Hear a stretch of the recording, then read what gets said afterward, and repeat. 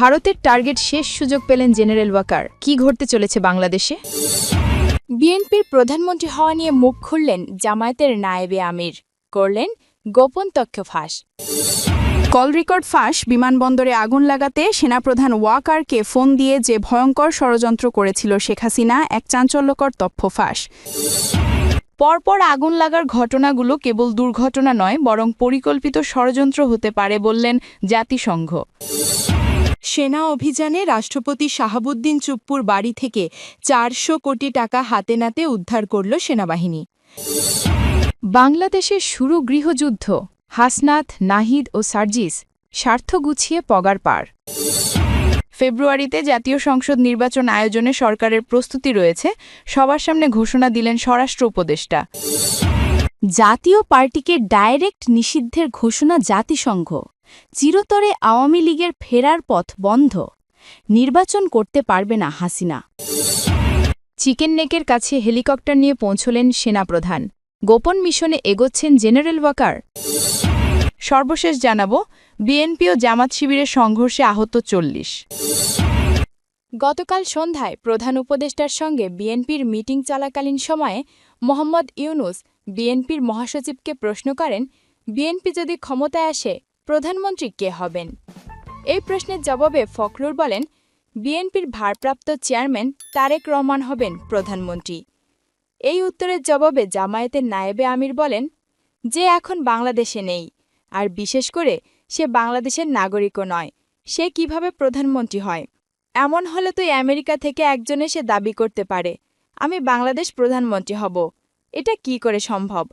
বাংলাদেশে voter ID card না থাকা সত্ত্বেও যদি একজন প্রধানমন্ত্রী হয়, তাহলে দেশে একসময় অরাজকতার সৃষ্টি হতে পারে। তারেক রহমান একজন দুর্নীতিগ্রস্ত মানুষ। তার নামে রাষ্ট্রদ্রোহী মামলা রয়েছে, বিভিন্ন অপকর্মের সাথে জড়িত।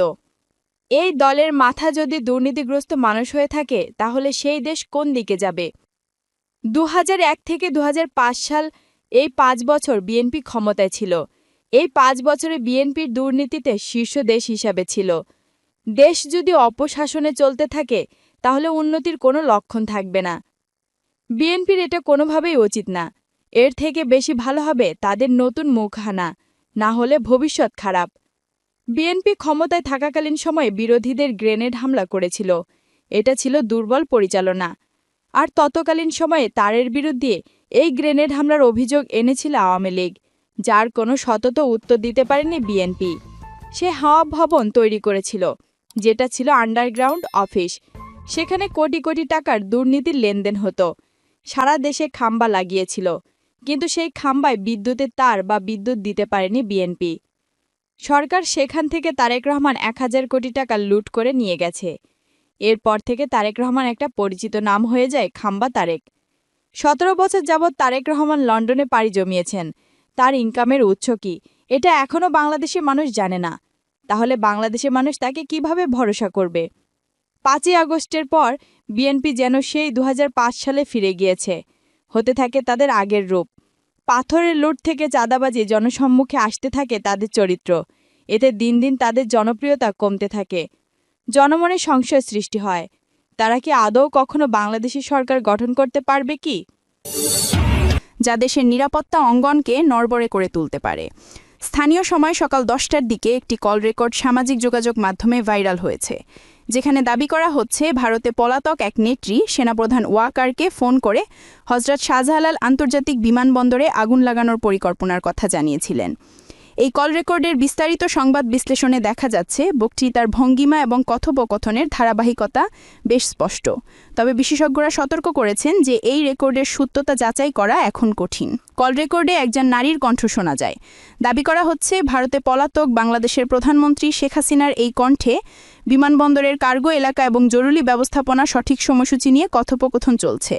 সূত্র মতে কথোপকথনের মধ্যে আগুন লাগানোর কৌশল, অগ্নি নির্বাপন ব্যবস্থা এবং নিরাপত্তা ব্যবস্থায় সম্ভাব্য দুর্বলতা নিয়ে নির্দেশ দেওয়ার বিষয়টি উঠে এসেছে। সেনাবাহিনী ও গোয়েন্দা সূত্রের বরাত দিয়ে জানা গেছে, ফোনে আরেক প্রান্তে ছিলেন সেনাপ্রধান, যিনি কথোপকথনটি লিপিবদ্ধ করেছিলেন। তবে সেনাবাহিনী এখনও স্পষ্ট কোনো মন্তব্য দেয়নি। রাষ্ট্রীয় নিরাপত্তা সংস্থা ইতিমধ্যে এই ঘটনা নিয়ে একটি জরুরি বৈঠক ডেকেছে। প্রতিরক্ষা মন্ত্রণালয় থেকে বলা হয়েছে, যতদূর পর্যন্ত আমরা যাচাই করেছি, এই রেকর্ডটি সরাসরি প্রকাশিত হয়েছে এবং সততা নির্ধারণের জন্য তদন্ত শুরু হয়েছে। দেশের জনগণ শান্ত থাকুক, নিরাপত্তা ব্যবস্থা পুরোপুরি সক্রিয় রয়েছে। প্রতিবেদকের কাছে আসা তথ্যে দেখা গেছে, সাইবার নিরাপত্তা সংস্থা এই কল রেকর্ডের উৎস চিহ্নিত করার চেষ্টা করছে। যদিও সোশ্যাল মিডিয়ায় এটি ছড়িয়ে পড়েছে, তবে সরকার বিশ্বাসযোগ্যতা যাচাই করার আগে এটিতে তদন্তনাধীন হিসেবে উল্লেখ করেছে। কয়েকটি সামাজিক এবং রাজনৈতিক আলোচনার কেন্দ্রবিন্দুতে পরিণত হয়েছে। রাজনৈতিক বিশেষজ্ঞরা বলছেন, এটি দেশের নিরাপত্তা ও রাজনৈতিক স্থিতিশীলতার জন্য উদ্বেগের কারণ। তারা সতর্ক করেছেন যে এই ধরনের তথ্যের সত্যতা যাচাই ছাড়া প্রচার করলে জনগণের মধ্যে আতঙ্ক সৃষ্টি হতে পারে। আন্তর্জাতিক পর্যবেক্ষকরা উল্লেখ করেছেন, ভারতে অবস্থানরত রাজনৈতিক নেতাদের কোনো কার্যক্রম যে বাংলাদেশের ক্ষতি করতে পারে, তা আন্তর্জাতিক আইন এবং কূটনৈতিক নীতি অনুযায়ী বিচ্ছিন্নভাবে দেখা হবে। তবে এই মুহূর্তে কোনো আন্তর্জাতিক সংস্থা বা সরকারি দফতরে এই বিষয়ে মন্তব্য করেনি। সরকারি সূত্রে জানা গেছে, এই মুহূর্তে 3টি প্রধান ফোকাসের তদন্ত চলছে।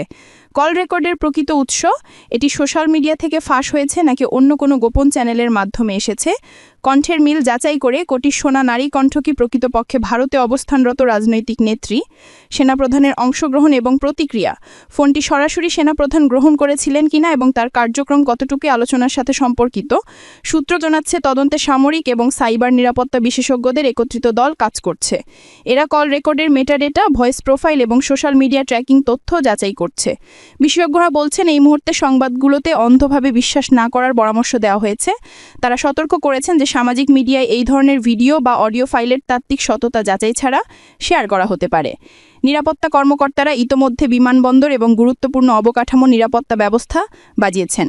বিশেষজ্ঞরা বলছেন, জনগণকে আতঙ্কিত হওয়ার কোনো কারণ নেই, তবে তারা সচেতন থাকা উচিত। কল রেকর্ড ফাঁস হয়েছে যেখানে ভারতে পলাতক নেত্রী সেনাপ্রধানকে ফোন করেছেন বলে দাবি উঠেছে। কল রেকর্ডে বিমানবন্দরে আগুন লাগানোর পরিকল্পনা নিয়ে কথোপকথন শোনা গেছে। সরকার ও নিরাপত্তা সংস্থা তদন্ত শুরু করেছে। রেকর্ডের সত্যতা এখনও যাচাই করা যায়নি। রাজনৈতিক বিশ্লেষকরা সতর্ক করছেন, যাচাই ছাড়া প্রচার করে অযাচিত আতঙ্ক তৈরি হতে পারে। বিমানবন্দর এবং গুরুত্বপূর্ণ নিরাপত্তা ব্যবস্থায় বৃদ্ধি করা হয়েছে। যদিও কয়েকটি সামাজিক যোগাযোগ মাধ্যমে চাঞ্চল্য সৃষ্টি করেছে, তবে সংবাদ সংস্থা এবং সরকারি সূত্র এও স্পষ্ট করেছেন, এটি একটি তদন্তনাধীন ঘটনা। জনসাধারণকে আতঙ্কিত না হয়ে নিরপেক্ষ এবং যাচাই করা তথ্যের উপর ভরসা রাখতে বলা হয়েছে। বাংলাদেশের রাজনৈতিক অঙ্গন কাঁপিয়ে দেওয়া এক নজিরবিহীন ঘটনায় গত রাতে রাজধানীর অভিজাত গুলশান এলাকায় রাষ্ট্রপতি শাহাবুদ্দিন চুপ্পুর ব্যক্তিগত বাড়িতে ভয়ঙ্কর সেনা অভিযান চালানো হয়। আর সেই অভিযানে হাতে নাতে উদ্ধার হয় প্রায় 400 কোটি টাকার নগদ অর্থ। পুরো জাতি এখন হতবাক, বিস্মিত আর ক্ষুব্ধ। বিশ্বস্ত গোয়েন্দা তথ্যের ভিত্তিতে সেনাবাহিনীর একটি বিশেষ টাস্ক ফোর্স রাত 12টার কিছু পর রাষ্ট্রপতির বাড়ি ঘিরে ফেলে। চারপাশে মোতায়েন করা হয় সাজোয়া যান ও আধুনিক অস্ত্রে সজ্জিত কমান্ড টিম।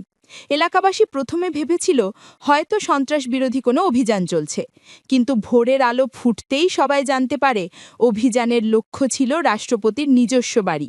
অভিযানে অংশ নেওয়া সেনা কর্মকর্তারা জানিয়েছেন, বাড়ির বেসমেন্টে তৈরি বিশেষ ওয়াশরুম থেকে বের করা হয় বাক্সের পর বাক্স ভরা নগদ টাকা। সেখানে ছিল বাংলাদেশি টাকার পাশাপাশি মার্কিন ডলার, ব্রিটিশ পাউন্ড ও সৌদি রিয়াল।